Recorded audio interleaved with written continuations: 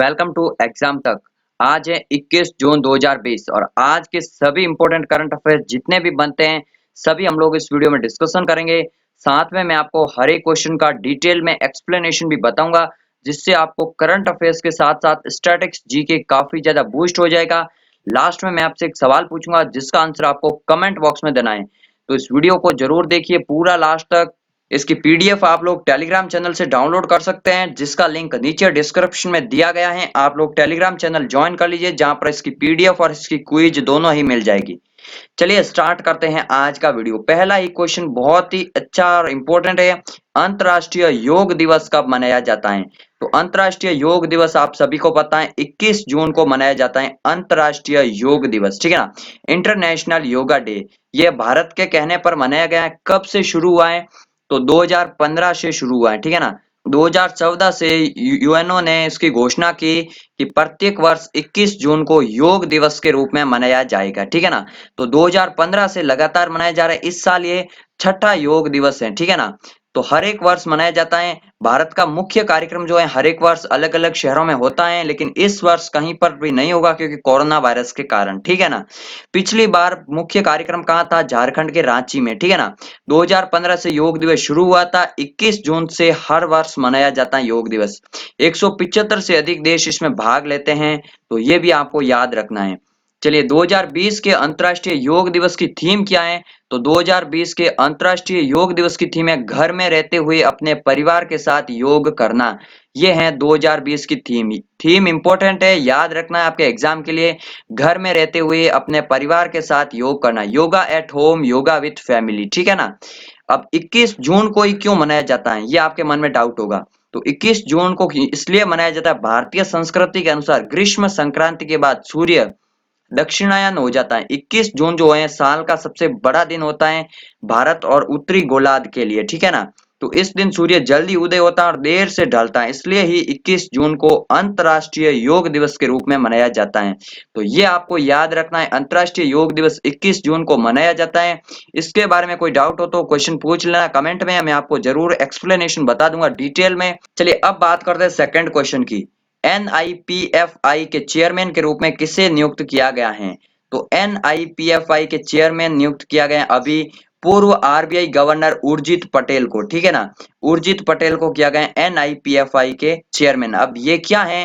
तो ये है national institute of public finance and policy, ठीक है ना। इसका पूरा नाम क्या है? National institute of public finance and policy. ये भारत के वित्त मंत्रालय के अधीन में एक अनुसंधान संस्थान है। नई दिल्ली में इसका हेडक्वार्टर है, ठीक है ना। अगर पूछ लिया जाए तो केंद्र सरकार वित्त पर अनुसंधान करता है और सार्वजनिक वित्त से संबंधित नीति निर्माण की प्रक्रिया में योगदान देता है एनआईपीएफआई, ठीक है ना। ये आपको याद रखना है। अभी वित्त मंत्री कौन है? तो निर्मला सीतारमण अभी वित्त मंत्री हैं और ये वित्त मंत्रालय के अंतर्गत ही काम करता है एनआईपीएफआई, ठीक है ना। शक्तिकांत दास अभी आरबीआई के गवर्नर हैं, तो ये आपको याद करना है। इनसे पहले उर्जित पटेल ही गवर्नर थे, ओके। चलिए अब है थर्ड क्वेश्चन। हाल ही में डैश की 19 सीटों पर चुनाव संपन्न हुए।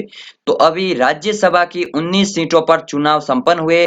19 जून को वो इलेक्शन थे, उनकी मतगणना भी उसी दिन हो गई, जिसमें से काफी सारे स्टेट में अलग अलग रिजल्ट आया। जैसे कि एमपी और गुजरात में दो दो सीटें बीजेपी ने जीती तो एक एक कांग्रेस ने जीती। वहीं राजस्थान में दो कांग्रेस ने जीती और एक बीजेपी ने जीती है, ठीक है ना। तो ये आपको याद रखना है। इसके अलावा आंध्र प्रदेश की चारों ही सीटें जगन मोहन रेड्डी की पार्टी ने जीती है, तो ये सब आपको याद रखना। अब राज्यसभा की बात आई है तो राज्यसभा के बारे में आपको थोड़ा सा डिटेल में बता देता हूँ। आर्टिकल 80 के अनुसार राज्यसभा का उल्लेख किया गया, ठीक है ना। तो आर्टिकल 80 याद रखना राज्यसभा के संदर्भ में, ठीक है ना।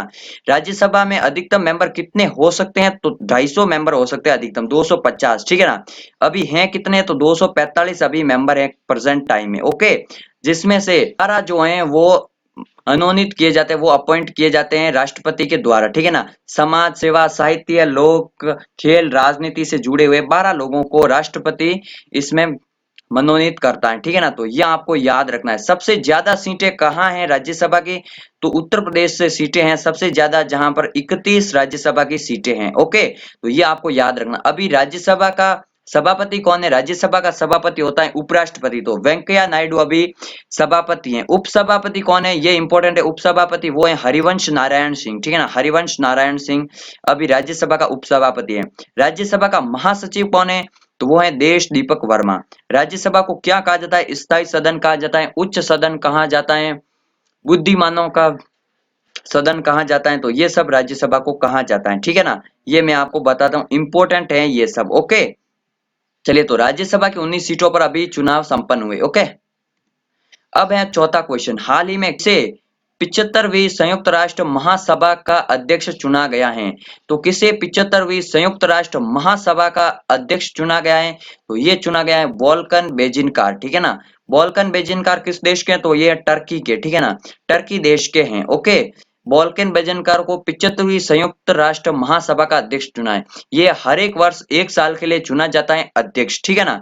अब एंटोनियो गुटेरस कौन है? यह काफी सारे लोग ये सोच रहे होंगे कि एंटोनियो गुटेरस हैं, तो वो संयुक्त राष्ट्र का महासचिव हैं जो 5 वर्ष के लिए उनका टर्म ईयर है। ओके, तो ये आपको याद रखना, एंटोनियो गुटेरस कहाँ है? पुर्तगाल के हैं, तो वो 5 साल के लिए महासचिव हैं। लेकिन ये 75वीं संयुक्त राष्ट्र महासभा है, इसके अध्यक्ष कौन है?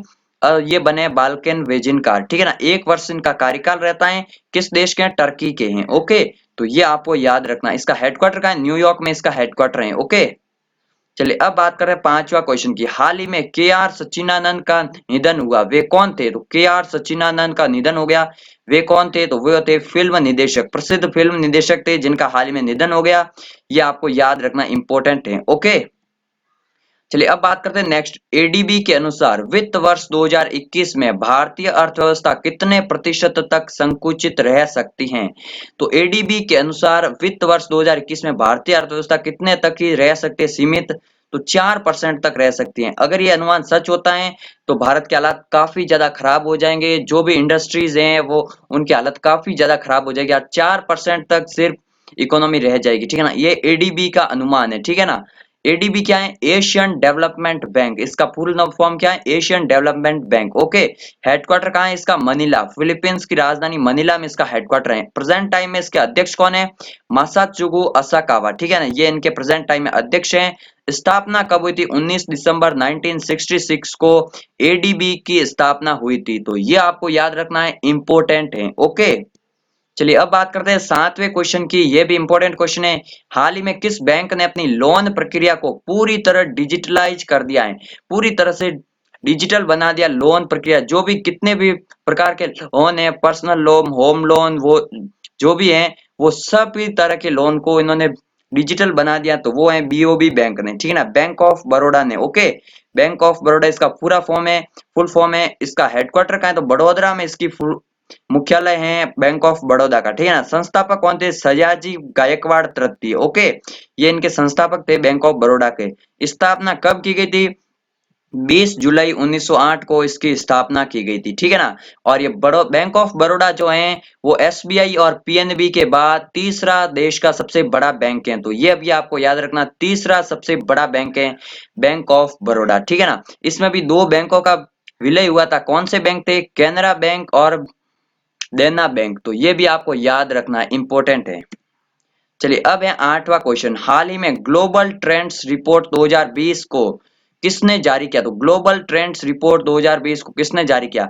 ये रिपोर्ट है क्या? पहले तो मैं आपको ये बता देता हूँ, ये है रिफ्यूजीज के लिए, जो शरणार्थी होते हैं उनके लिए रिपोर्ट जारी किया, और इसमें पूरे वर्ल्ड में जितने भी पॉपुलेशन है उसमें से 1% ऐसे लोग हैं जो अपने जो भी मूल निवास है वहां से हटे, यानी कि 1% लोग रिफ्यूजी हैं, क्या है? शरणार्थी हैं 1% लोग, जो अपनी जगह से किसी न किसी कारण से डिसॉल्व हुए हैं। ओके, तो इस रिपोर्ट के अनुसार 1% लोग डिसॉल्व हुए। यह हर साल रिपोर्ट जारी करता है ग्लोबल ट्रेंड्स रिपोर्ट 2020, जिसमें शरणार्थियों के बारे में पूरी जानकारी दी जाती है।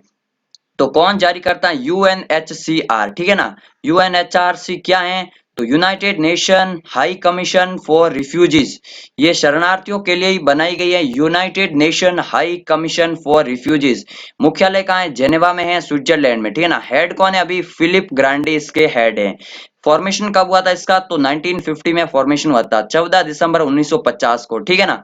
तो ये आपको याद रखना है। विश्व शरणार्थी दिवस कब मनाया जाता है? तो 20 जून को मनाया जाता है विश्व शरणार्थी दिवस।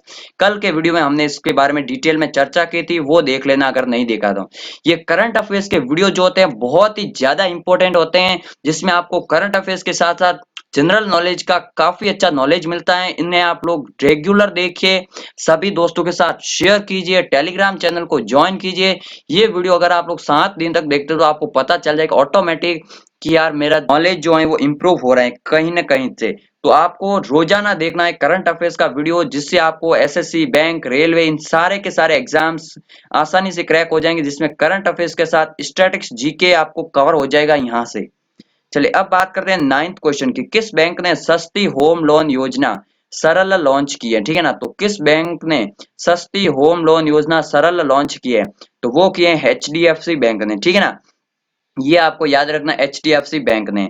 एचडीएफसी बैंक के अभी सीईओ कौन है? तो आदित्य पुरी इसके सीईओ हैं। मुख्यालय इसका कहाँ है? मुंबई में इसका मुख्यालय है। स्थापना कब हुई थी? अगस्त 1994 में इसकी स्थापना हुई थी, ठीक है ना। तो ये सब आपको एचडीएफसी बैंक के बारे में याद रखना है। बैंकों के हेडक्वार्टर्स वगैरह के वीडियोस में आपको अलग से डाल दूंगा। भारत के प्रमुख दरों के वीडियो है ज्योग्राफी का, जो कि 15 से 17 मिनट का वीडियो है, वो अभी बहुत जल्दी अपलोड होने वाला है, जरूर देख लेना। मोस्ट इंपोर्टेंट वीडियो है आपके लिए, ठीक है ना। अभी बात करते हैं 10वें क्वेश्चन की। 21 जून को वर्ष का डैश होगा?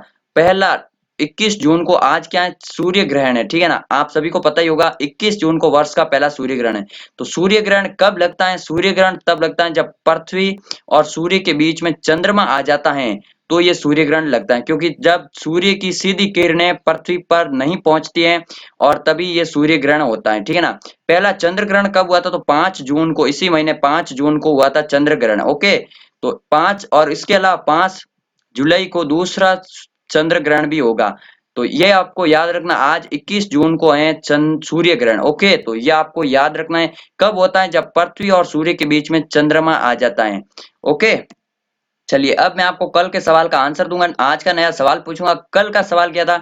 भारत अब तक संयुक्त राष्ट्र सुरक्षा परिषद का कितनी बार अस्थायी सदस्य बन चुका है? तो भारत 8वीं बार बना है अभी 2021-22 के लिए। ये आपको याद रखना इंपॉर्टेंट, इसके बारे में डिटेल में मैंने आपको कल बताया था, ठीक है ना।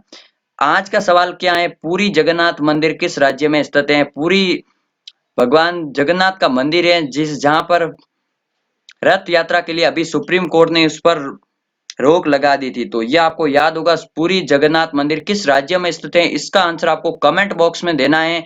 जरूर कमेंट कीजिए सभी लोग, वीडियो को लाइक कीजिए, शेयर कीजिए और चैनल को सब्सक्राइब जरूर कर लीजिए, ताकि आपको ऐसी ही हर नई जानकारी सबसे पहले मिल सके यहाँ पर, ठीक है ना। तो मिलते हैं एक नए वीडियो में, तब तक के लिए जय हिंद, जय भारत।